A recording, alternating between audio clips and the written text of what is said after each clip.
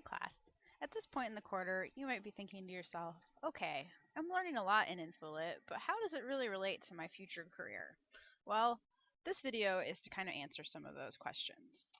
Let's start by talking about what this course is really about. We want you to learn 5 things. Know how to identify problems, where to find the answers to those problems, evaluate those answers to determine if they are any good, and effectively communicate and organize what you're finding.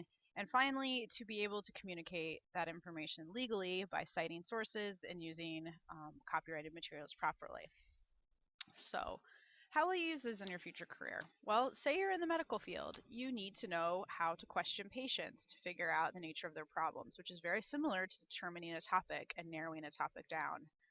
You'll need to know where to look for medical information, knowing actual databases to look in versus just searching for all your information on Google. And you'll need to know how to present and share this information with your patients, with the doctors you might work for, and with whoever needs that information. And of course, you need to make sure this information is correct. You don't want to give a patient bad medical advice because that might lead to a lawsuit or complaints or, at worst, losing your job. What about those of you in the business field? You're going to need to know the best sources of business information. Is it better to search Google or is it better to go to the Wall Street Journal online? You're going to need to know how to communicate with clients and employees. Again, knowing how to ask questions, narrow down topics, and find out what exactly it is that they need.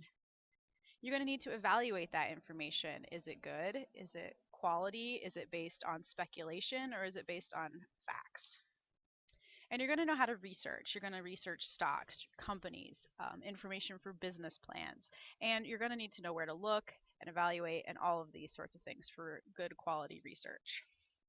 For those of you in criminal justice, you have the hard task of keeping up with current laws and regulations. And again, knowing where to look for this information. Google, or is there a database that can help you stay on top of these things?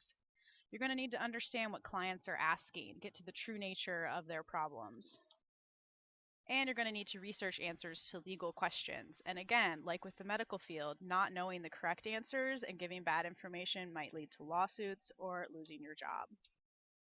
You'll use these sorts of skills in your personal life too. If you're buying a house, you're going to need to research where you want to live, what the school system is like, how much you're willing to spend. And you might want to do some research on your realtor to find out if they're an ethical person. Any major gift or any major purchase, like a car, you're going to do research and you're going to need to evaluate what you're finding. Is it based on opinions or is it based on facts? And of course, you're going to use these skills for school. You're going to need to write papers. You're going to need to know where to go for quality sources, and you're going to need to know how to organize and communicate that information effectively. So again, these are the 5 things of information literacy: knowing how to identify problems and research questions, where to find answers to those problems, determining and evaluating those answers to see if they're quality, and then communicating and organizing effectively and legally. And knowing these things will help you on your path to school and career success.